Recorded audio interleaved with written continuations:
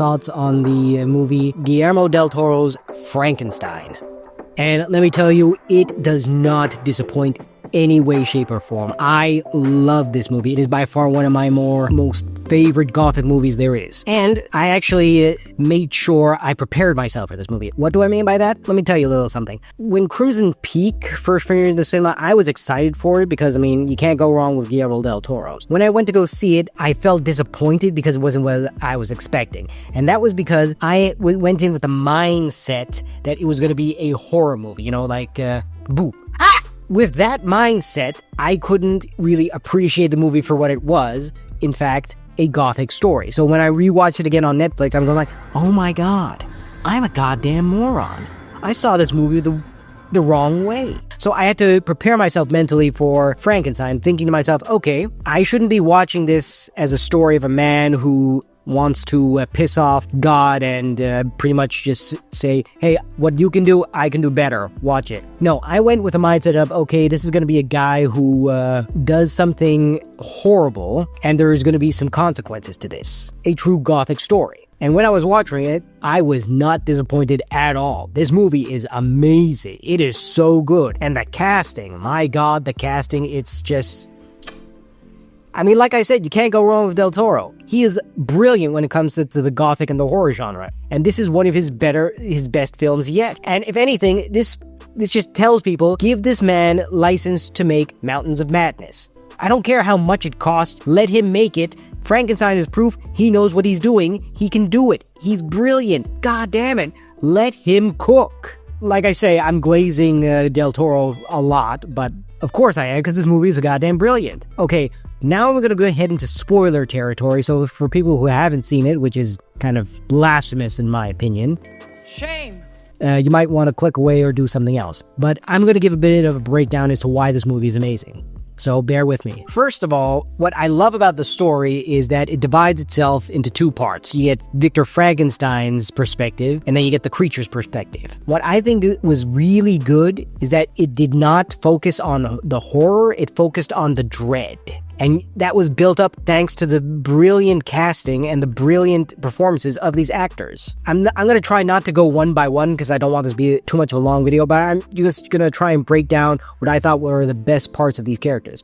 For one, with Victor Frankenstein, I love that he developed this obsession for creating life after the death of his mother. Not as a way to avenge her, going no one will die on my watch. And then more in the sense that I'm supposed to be a doctor. I'm supposed to make sure this doesn't happen, and I'm going to make damn sure it won't ever again. In a way, he's doing this to say it's a middle finger to God. And I thought that was really brilliant. And as you see him develop throughout the movie, you kind of see that he doesn't give a shit about human life. He's just, people to him are just parts to be used later and stuff, parts to be studied so that he can improve what he wants to have done. And I thought that was brilliant because, if anything, the creature in this movie is not the monster. That's long established. Victor Frankenstein is the monster because of how unapologetically apathetic he is to the human race. Think God stays in heaven because he too lives in fear of what he's created? About how he's going about this whole thing. And what I really loved about this movie is, and about his character is, once he created the creature, he had no idea what the hell to do with it after. It's like that whole idea of, okay, once I get to my goal, what am I going to do now? I spend all this money, I spend all this time doing this stuff, what am I going to do now? He's lost at that point. And then when you see him trying to educate the creature, you can tell he's impatient, his expectations are way too high for something that just literally was born just now. Oh man, he is, and you just see he is not a patient man, he is not a caring man, and like I said before, he is an asshole. And yeah, he is the true monster of the film. Then we have Mia Goth's character, Lady Elizabeth Harlander. At first, when I was watching her, I was a bit confused as to why she's this weird. She came off as a sort of like that weird manic pixie dream girl thing. Her weird obsession with the monster, I was like, what? I don't get this. But then I slowly kind of looked back to what she said in previous scenes, and we're like, oh, I get it now. Whereas Victor Frankenstein is he's more into the logical and the physical. Elizabeth is more into the spiritual. She's looking for things that are just pure. Pure in the sense of without the blemishes of human greed and just human cynicism. She's desperately looking for something like that. I grew to love that character because she has a sort of a hippie vibe to it when it comes to spirituality, but in a way, she's looking for something that's just so innocent that it's the purest form of life whatsoever. And that's what I thought was really brilliant. When she came into contact with the creature, she saw it for what it was. A child completely new to everything. She was the only person who actually tried to make a connection to it. And I thought that was really beautiful. Then we have one of my favorite actors, Christoph Waltz. His character, Heinrich Harlander, I thought was actually a good addition to the story. He's Victor Frankenstein's benefactor. If anything, he represents the selfish side of Victor Frankenstein's research. He is the person who would abuse it for his own selfish needs, because near I believe the middle of the film, we learn that he has syphilis due to what I actually consider not the accurate way to take in mercury to not to cure syphilis, but to treat the symptoms of syphilis. Because back then in those times, if a person had syphilis, they'd put it in a special syringe and then they'd inject it down there. Blackbeard did it.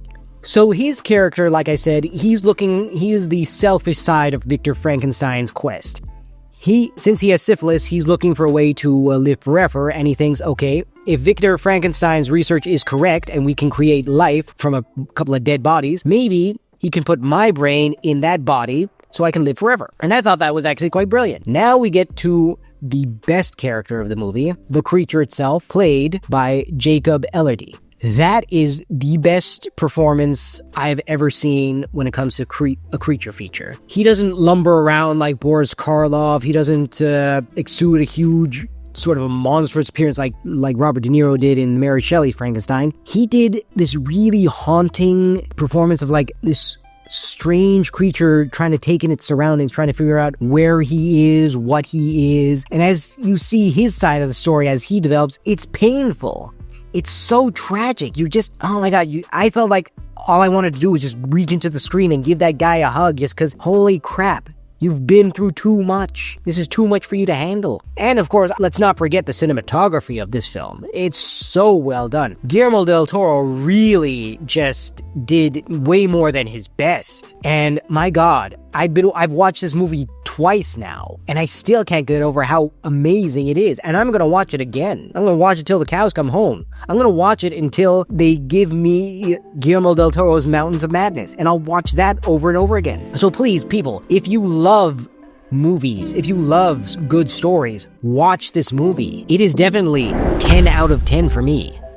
Please, watch it.